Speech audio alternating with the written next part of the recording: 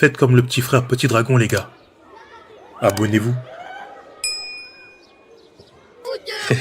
Yo la famille, j'espère que vous allez bien. Moi ça va nickel, c'est votre boy Hans pour de nouvelles aventures. Là, on va faire la review de l'épisode 23 et 24. N'oubliez pas de liker, de commenter, de partager, de booster la vidéo au max. Allez, c'est parti. L'épisode 23 s'appelle Capitaine des Bleus. Au début de l'épisode, on voit Alpha qui se dirige vers l'Institut Riffler. Il va voir ses coéquipiers des Bleus. Il parle avec eux et ensuite, les Bleus lui donnent, on va dire entre guillemets, son nouveau maillot. Du coup, il a sa nouvelle tenue de bleu à 100%. Alpha est super content, il est touché par ce geste. Il leur dit que la tenue est super belle et il voulait enchaîner en disant qu'ils sont vraiment, je pense qu'il voulait dire qu'ils sont vraiment cool ou gentils. Mais à ce moment-là, Jérémy lui coupe la parole et il leur dit qu'ils sont vraiment en retard, car le tirage au sort va bientôt commencer. Jérémy voit la nouvelle tenue d'Alpha et il lui dit que la tenue est super. Jérémy file et les Bleus se rendent à l'usine à sardines pour le tirage au sort. Kani dit qu'elle a hâte de savoir contre qui elle va jouer et Petit Dragon espère que ce ne sera pas les enfants du monde. Il dit ensuite qu'il n'a pas envie de jouer contre Assad dès son premier match après sa blessure. Bianca dit qu'elle n'aimerait pas tomber non plus contre les Aigles et Jérémy. Et Alpha dit qu'il voudrait tomber sur les surfeurs pour les éliminer direct. Petit Dragon dit surtout pas, à cause d'eux, il a raté la moitié de la compétition et il préfère qu'une autre équipe les élimine pour eux. Tag s'avance, il dit qu'ils vont procéder au tirage au sort des quarts de finale. Du coup, il appelle tous les capitaines pour qu'ils viennent tirer au sort. Kani s'avance, mais elle a oublié que c'était pas elle la capitaine. Du coup, elle laisse sa place à Petit Dragon. Alpha dit à Kani que ça lui manque d'être capitaine et elle a dit... Elle n'a pas fait exprès, c'est un réflexe. Ensuite, les capitaines s'avancent. Tag tire les aigles en premier. Petit Dragon prie pour que ce soit pas eux qu'ils affrontent. Du coup, les aigles affrontent les lions de Yaoundé et Petit Dragon est content. Assad dit à Petit Dragon que lui aussi ne voulait pas tomber contre l'équipe de Jérémy. Tag tire cette fois-ci les chats de Bucarest qu'il va affronter les Capitaèches du Brésil. Ensuite, Tag tire les enfants du monde. Petit Dragon prie pour pas affronter Assad. Et du coup, les enfants du monde vont affronter les pandas de Shanghai. Petit Dragon est soulagé. Tag dit les deux dernières équipes qui vont s'affronter.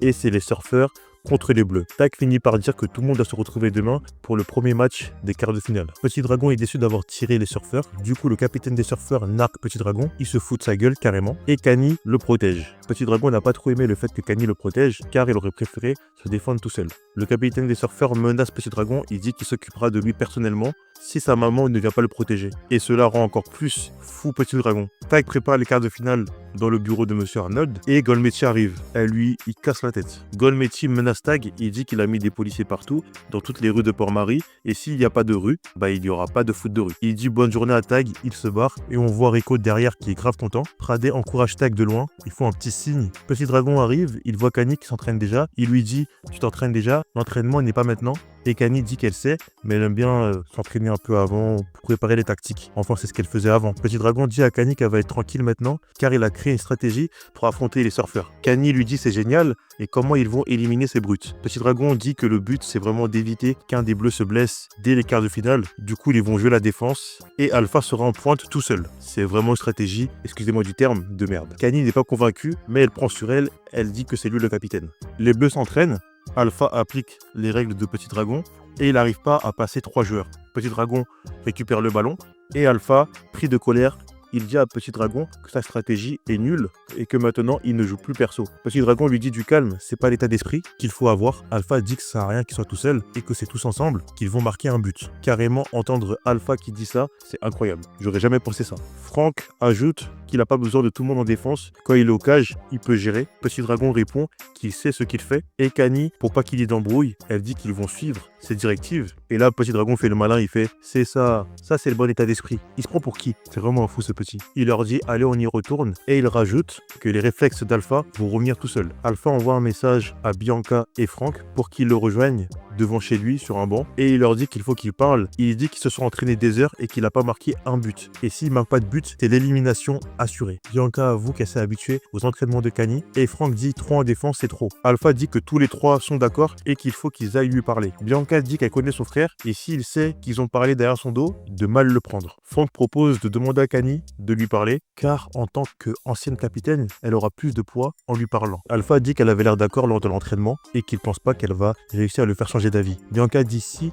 car elle a réussi à le changer lui. Avant c'était un mec qui était grave égoïste, maintenant c'est un joueur alpha qui pense à tout le monde. Du coup les bleus sont convaincus, ils vont demander à Kani. Et justement les trois sont partis parler à Kani et Kani dit ça va pas, ils sont partis parler sur le dos du capitaine, ils sont complètement inconscients. Alpha répond à Kani, il lui dit qu'il ne peut pas jouer tout seul devant, c'est elle qui lui a appris ça et qu'avant il était en duo avec Jérémy et que ça se passait bien. Kani dit oui mais c'était sa tactique et là maintenant c'est Petit Dragon le capitaine, il vous respecter sa tactique et elle n'interviendra pas dans cette histoire. Elle enchaîne en disant qu'elle aimerait pas qu'on lui fasse ça quand elle était capitaine. Alpha il a pas de filtre, c'est vraiment un malade. Il dit ouais mais la stratégie de Petit Dragon elle est nulle. Kani réplique, elle dit que Petit Dragon n'est pas nul et que c'est lui qui a emmené les bleus en Coupe du Monde. Alpha réfléchit et dit mais il va aussi nous faire éliminer de la Coupe du Monde. Et il finit par dire que c'est que Kani qui peut le convaincre. Kani est catégorique, elle dit c'est non. Kani met des grosses frappes sur le mur de l'Institut Rifleur et Jérémy la voit et lui dit elle met des grosses frappes sur le mur, ça veut dire qu'il y a des problèmes. Kani dit que c'est Alpha, il critique la tactique de Petit Dragon et il a retourné toute l'équipe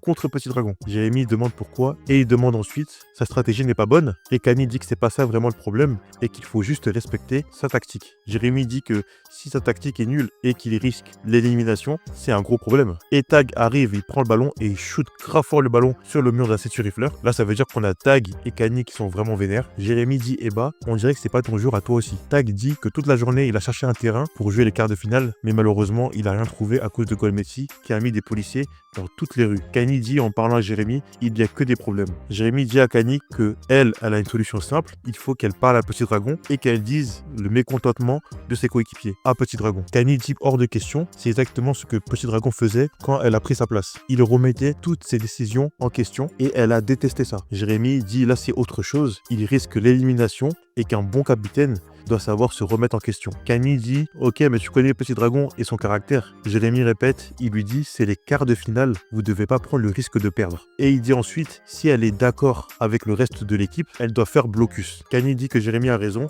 elle le remercie et elle file. Et Tag qui était à côté en écoutant Jérémy, d'ailleurs ça fait plusieurs fois que ça arrive, il a une idée, il remercie Jérémy et il file. Pauvre Jérémy comprend rien à la situation. Kani invite Petit Dragon à manger une glace et elle commence à dire ce qu'elle ressent vraiment par rapport aux entraînements, par rapport à la tactique de Petit Dragon. Kani quand elle parle, elle prend vraiment des pincettes et on voit Petit Dragon qui commence un peu à s'énerver de plus en plus. Elle dit en gros que si Petit Dragon prend la place de Jérémy en attaque avec Alpha, ça formerait un bon duo et là Petit Dragon la coupe direct. Il lui dit l'invitation, la glace c'était pour lui imposer ses idées et il dit qu'il aurait dû s'en douter. Il lui dit qu'elle a voulu piquer sa place au tirage au sort, qu'elle arrive plus tôt à l'entraînement et il rajoute en fait elle a pas digéré de ne plus être capitaine. Kani lui dit non et elle lui demande de la laisser lui expliquer les choses mais lui il refuse catégoriquement, carrément il la pointe du doigt, c'est vraiment un fou. Hein. Comment ils ont peur d'un petit comme ça? Il lui dit il a pas besoin de ses conseils, il enchaîne en disant arrête de croire que je suis pas capable de me débrouiller. Et c'est comme ce matin avec Stuart, il aurait très bien pu se débrouiller tout seul. Une équipe doit faire confiance à son capitaine. Elle essaye de placer un mot, mais Petit Dragon l'enchaîne. Il finit par dire qu'ils joueront le match à sa façon et il lui redonne sa glace. Il dit qu'il a plus faim. Et franchement, il a tellement victimisé, c'est une dinguerie. Kani rentre dans sa chambre et elle s'écroule sur le lit. Bianca la voit, elle lui dit oula, ça a pas l'air d'aller. Kani explique la situation par rapport à ce qui s'est passé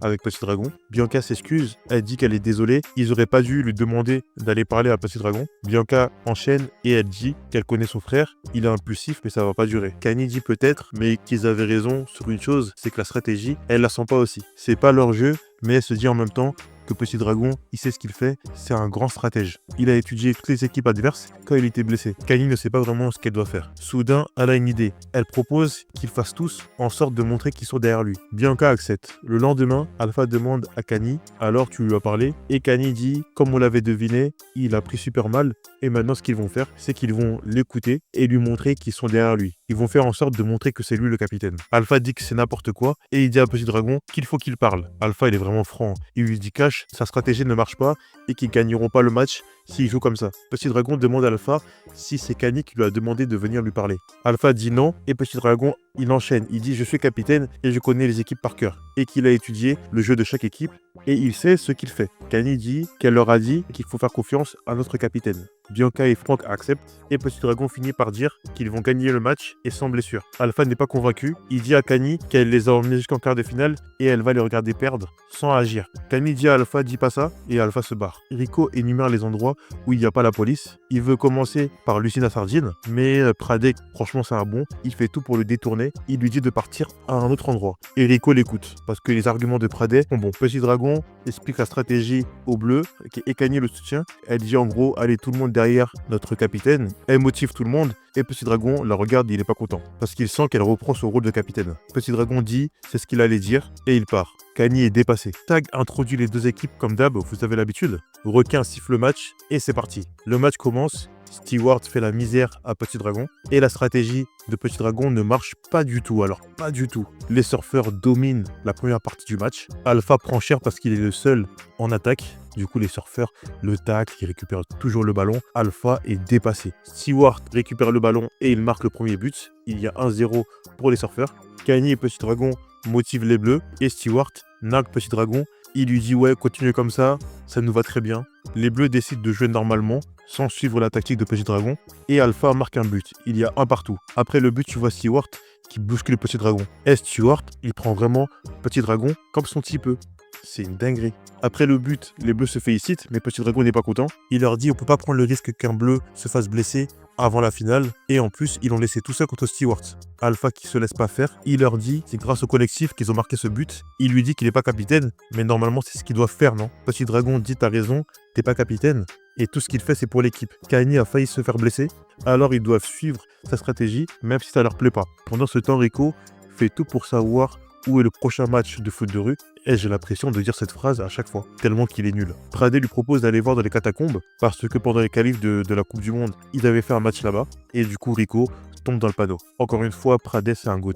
On retourne au match, les surfeurs sont toujours aussi agressifs. Carrément, à un moment, un joueur des surfeurs a poussé Bianca. Comment tu peux pousser Bianca? Elle est trop gentille. Bref, les surfeurs marquent le deuxième but, et c'est la mi-temps. Petit Dragon est triste par rapport au résultat. Alpha voulait lui parler, lui dire ses 4 vérités, mais Kanye l'intercepte et elle lui dit de la laisser lui parler et qu'elle croit qu'elle a compris un truc. Petit Dragon dit à Kanye qu'il sait ce qu'elle va dire, mais qu'ils ne changeront pas de stratégie, c'est trop dangereux. Kanye dit que sa stratégie, c'est pas seulement pour les protéger des surfeurs, c'est parce qu'il a peur de Stewart. Petit Dragon dit qu'il sait qu'il devrait l'affronter, mais il y arrive pas. Il a trop peur qu'il lui fasse mal encore une fois. Il enchaîne en disant à Kanye que cette Coupe du Monde est importante pour lui et que quand il était blessé, c'était un moment très difficile à vivre. Kanye dit que c'est normal d'avoir peur.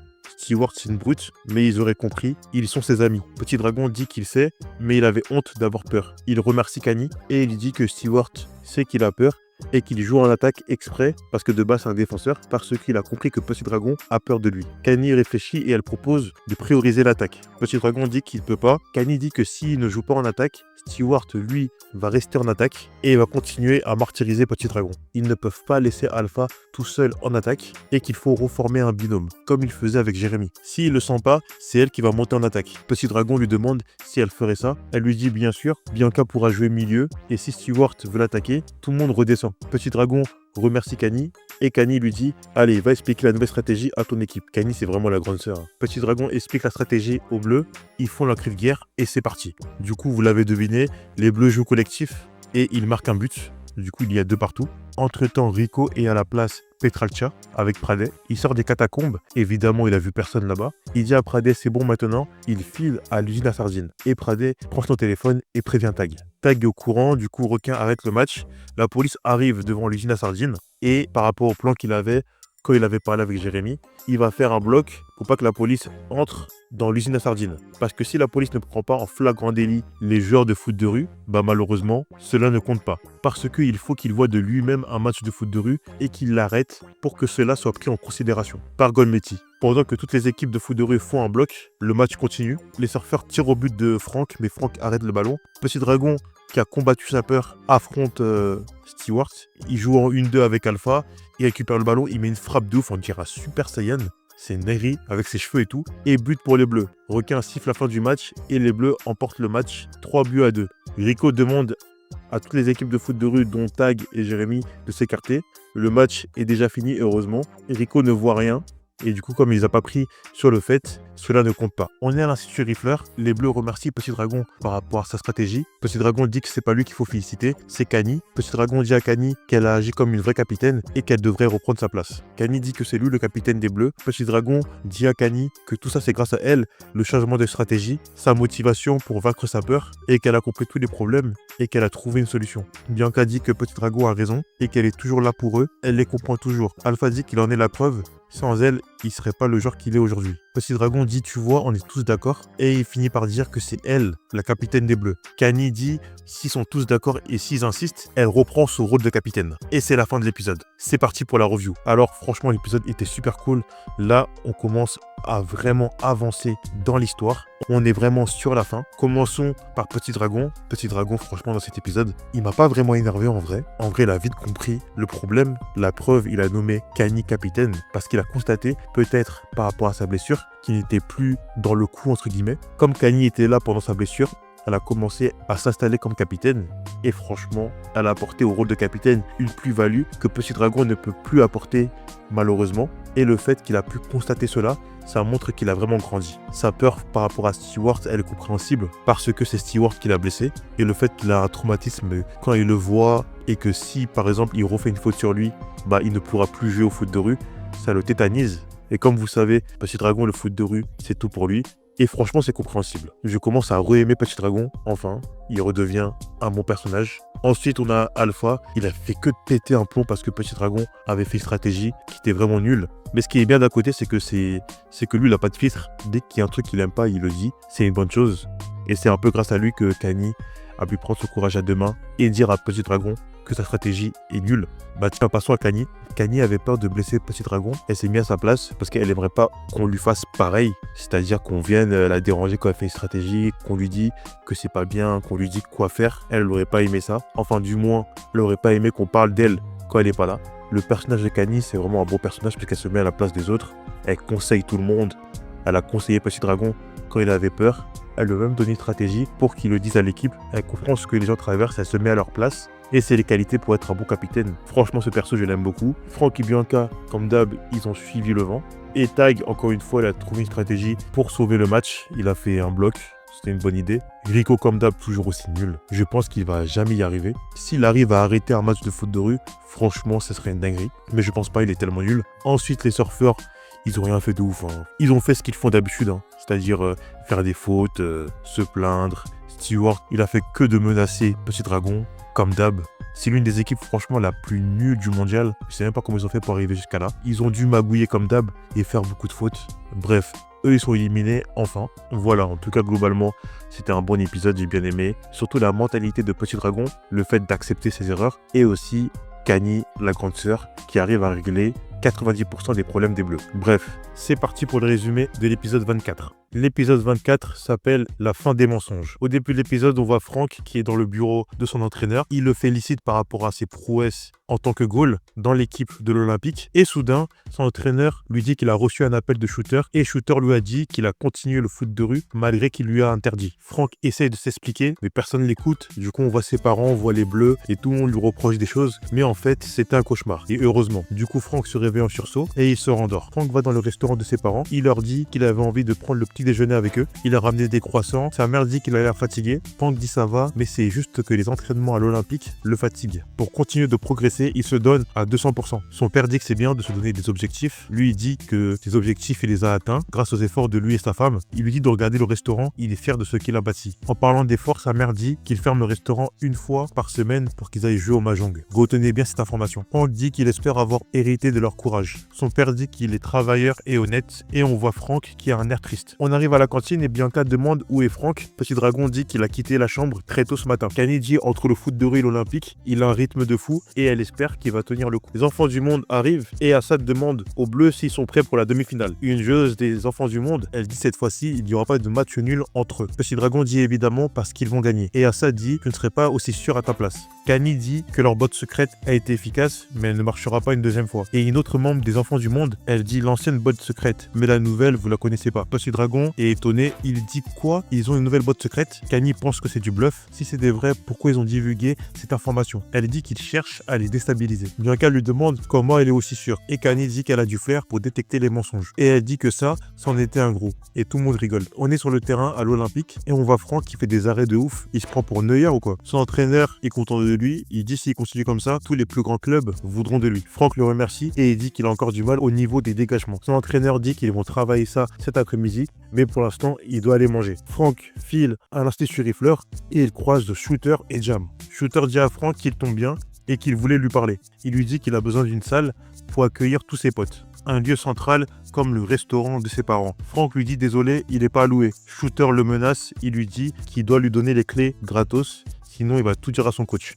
Au début, Franck dit non, mais il finit par accepter. Shooter dit qu'il passe comprendre les clés cet après-midi. On sent que Franck est à bout.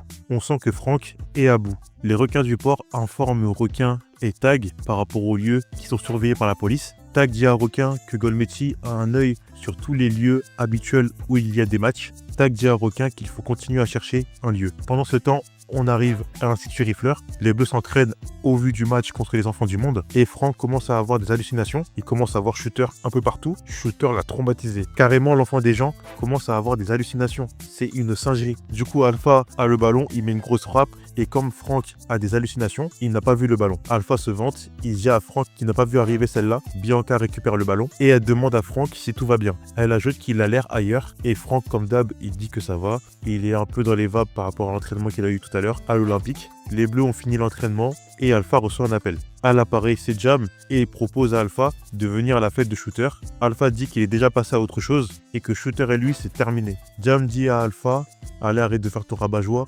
Il y aura des nems et la fête se passe dans le restaurant Les Délices d'Asie. Alpha capte que c'est le restaurant des parents de Franck et il dit c'est quoi ce plan foireux. Jam dit que c'est géré et que c'est Franck lui-même qui va leur filer les clés.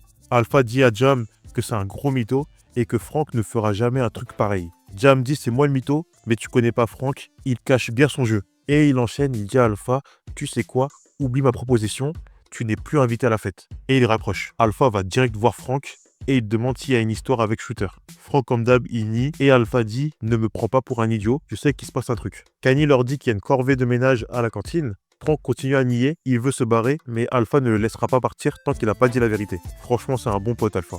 Entre-temps, Tag demande à Monsieur Arnaud s'ils peuvent jouer dans les gymnases. Monsieur Arnaud au début ne veut pas, mais il accepte, du moment que tout est discret. Tag dit qu'il dira le lieu du match qu'à la dernière minute et que aux deux équipes qui vont jouer le match. Les Bleus nettoient la cantine et ils trouvent des notes par rapport à la stratégie des enfants du monde. Kanye suppose que c'est la stratégie des enfants du monde pour que les Bleus soient induits en erreur.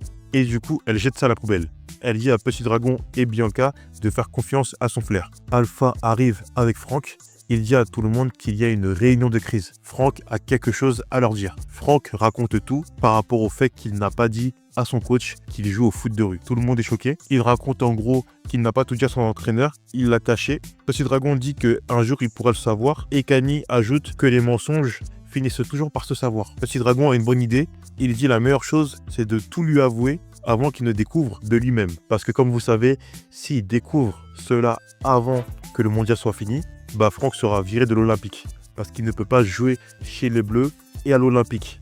En tout cas, d'après son entraîneur. Franck s'énerve. Il dit aux Bleus que s'il lui dit, il sera viré justement du centre de formation. Et il leur dit de le laisser tranquille. Il est capable de gérer ça tout seul. Alpha lui demande où il va. Et il dit qu'il va à l'Olympique, il est entraînement. Kanye dit qu'elle a le flair pour détecter les mensonges, mais celui-là, elle ne l'a pas vu venir. Franck est énervé, il se rend au centre de formation et il croit Shooter. Shooter lui demande s'il a les clés. Là, c'est trop pour Franck. Il dit à Shooter qu'il lui donnera jamais les clés. Shooter lui dit tout doux mon pote, tu n'as pas besoin de te mettre dans des états pareils. Franck, il pète un plomb, il dit je suis pas ton pote. Allez Franck, montre-lui que t'es pas un bolos. Il lui dit même oublie-moi. Shooter dit je voudrais bien t'oublier, mais je peux pas, j'ai une bonne mémoire.